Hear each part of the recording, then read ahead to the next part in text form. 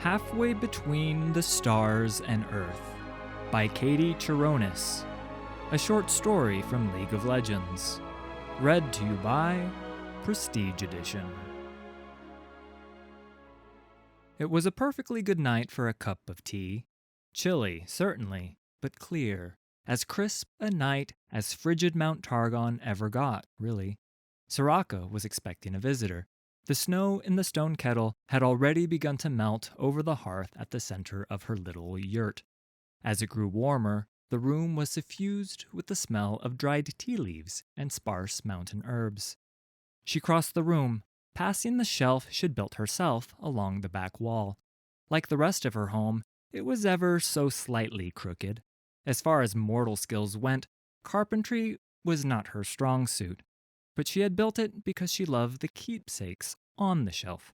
A willow wreath from Omikayalan, a tiny golden acorn from a dear friend in Bandle City, and oldest of all, surely older than anything mortal, was a stone dog from the old days of Nashrame. She owed that city another visit. She hadn't been back in centuries, and she had a fondness for its people. But she was shaken from her reverie as the commotion started outside, shouting, barking, precisely on time. In the darkness, a pack of wolves surrounded a huddled lump in the snow. She strode out into the night, drawing her shoulders back, her head high. The moon was out and appeared slightly too large, as it often seemed to on Targon. Her home, nestled partway up the peak, was framed to the east by craggy flats, and to the west by a sheer drop into the mist far below. A constant frigid wind battered everything westward. It wasn't uncommon for wild creatures to be battered on their way across the flats, too, but it was rare that they found prey. The wolves turned to snarl at her, half illuminated in the yellow light from the yurt's windows. Meanwhile, the lump rolled over. It was a girl. Frightened eyes stared back at Soraka, a wooden spear clutched between two shaking hands. Only one thing brought people to this remote cliffside on the approach to the Holy Mount, but they were never this young. The wolves lunged for Soraka in unison, and she heard the stars cry out in her defense. Sparks trickled from her fingertips as she rained golden fire down on the pack. The slam of impact sent most of the wolves skittering back with primal fear, but one of them was left behind, its hindquarters crushed beneath the weight of the dying embers. It moaned and rasped, struggling. She saw the remainder of the pack disappearing over the icy barrens, abandoning their fellow to his fate. Soraka shook her head and instantly knelt in the singed snow, her hands already outstretched. She couldn't bear to feel the poor thing's pain. It tugged at her. As she laid her hands along its bloodied back haunches, it snarled, digging its teeth into her arm. Ouch. Mortality had its drawbacks. "Stop!" the girl cried. It'll kill you!" Soraka felt her face melting into a smile. "I'm not afraid of wolves," she replied, as light spread down her arms and into the wolf's mangled body. "Besides," she added, "Targon belongs to him as much as to me." The creature's flesh began to knit back together, the crushed bones becoming whole once more, like clay taking proper shape in an artisan's hands. But the magic burned as it left her. She closed her eyes and lost herself in the pain for a moment. When she opened them, the wolf had retreated. Only the girl remained. Her eyes flicked upwards, tracing the line of Soraka's horn, and Soraka already knew what she was thinking. "Are you one of those things?" "One of what?" "Demons. I've heard—" Soraka laughed, but before she could respond, the girl sagged weakly, the spear tip dropping. It was only then, her mind clearing, that Soraka finally felt the enormity of the girl's own pain. Her arms were black all the way to the elbows. Her fingers were frozen to the spear, the flesh swollen red above that. Frostbite like this. She'd be dead soon.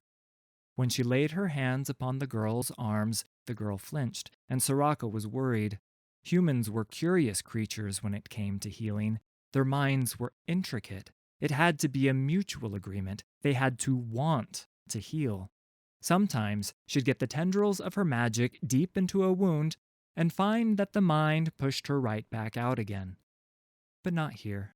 The girl was too tired, all vestiges of her energy spent getting her this far up the mountain.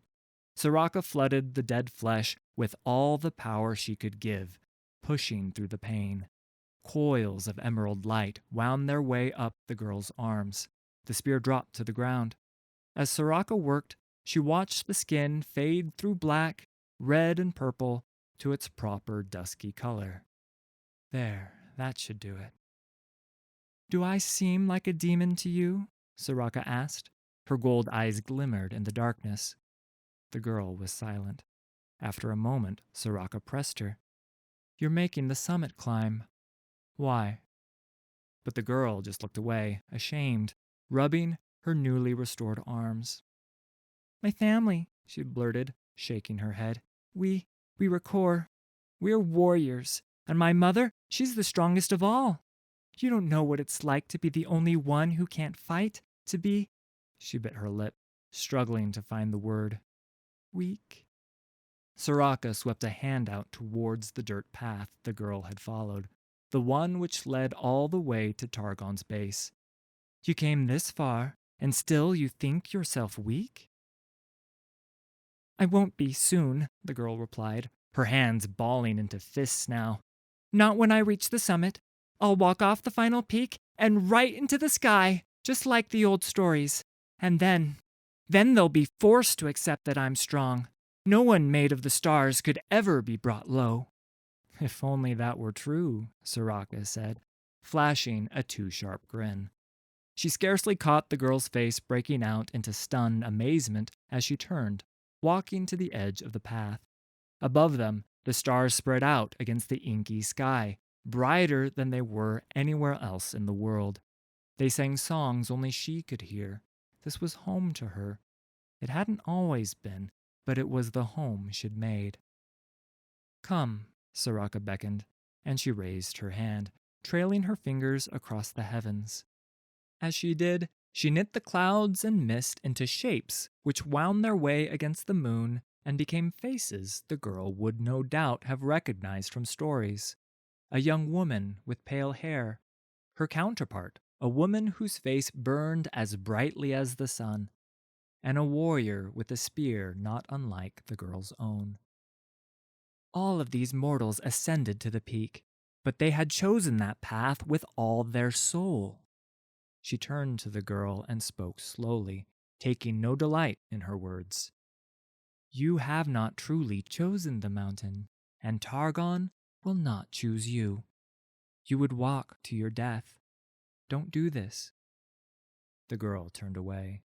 She was silent a long time. "Where then?" she said at last, her voice roughed. "I can't go home. I can't go back to them. Where else would I go?" Soraka smiled. "The world is vast. Your paths are many. I can help, if you let me."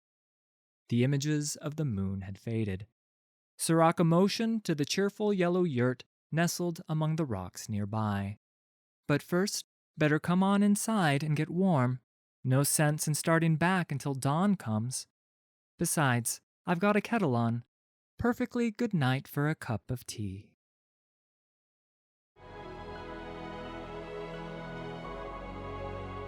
Thanks for listening. All credit for these stories goes to Riot Games and League of Legends. Full details can be found in the video description. If you enjoyed this production, please hit like and subscribe. There's a lot more coming.